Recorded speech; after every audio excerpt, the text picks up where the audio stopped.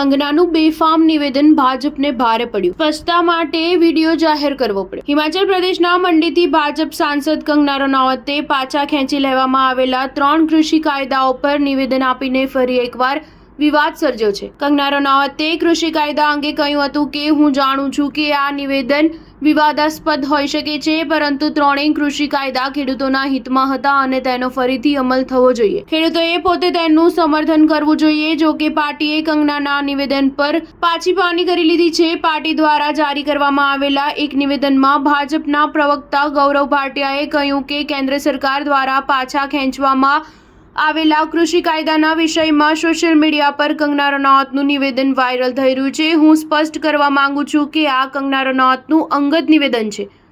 Kangana Ranaut party વતી સત્તાવાર નિવેદન આપવા માટે અધિકૃત નથી. તેમનું નિવેદન કૃષિ કાયદાઓ પર પક્ષનો મત નથી. અમે આ નિવેદનની નિંદા કરીએ છીએ. કોંગ્રેસે કંગનાના નિવેદનની આકરી ટીકા કરી હતી. કોંગ્રેસ પ્રવક્તા સુપ્રિયા શ્રીનેતે આગામી હરિયાણા વિધાનસભા ચૂંટણી તરફ ઇશારો કરતા કહ્યું કે 3 કાળા કાયદાનો વિરોધ કરતી વખતે 750થી વધુ ખેડૂતો શહીદ થયા હતા. તેને ફરીથી લાગુ કરવાના પ્રયાસો થઈ રહ્યા છે, પરંતુ અમે આવું ક્યારેય થવા દઈશું નહીં. હરિયાણા આ બાબતે પહેલા જ જવાબ આપશે. મોદી સરકારે પોતાના બીજા કાર્યકાળ દરમિયાન 3 કૃષિ કાયદાને સંસદમાં પાસ કરાવ્યા હતા. ખેડૂત ઉત્પાદન, વેપાર અને વાણિજ્ય અધિનિયમ 2020, ખેડૂત agreement on price assurance and farm service act 2020 અને આવશ્યક ચીજવસ્તુ અધિનિયમ 2020 નામના આ કાયદાઓનો ખૂબ વિરોધ થયો.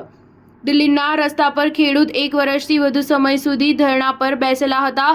અંતમાં નવેમ્બર 2021માં વડાપ્રધાન નરેન્દ્ર મોદીએ ત્રણેય કાયદાને એ કહેતા રદ કરવાની જાહેરાત કરી કે તેઓ ખેડૂતને સમજાવી શક્યા નહીં. સ્ટાર ન્યૂઝ 7 હંમેશા સચ્ચાઈની સાથે.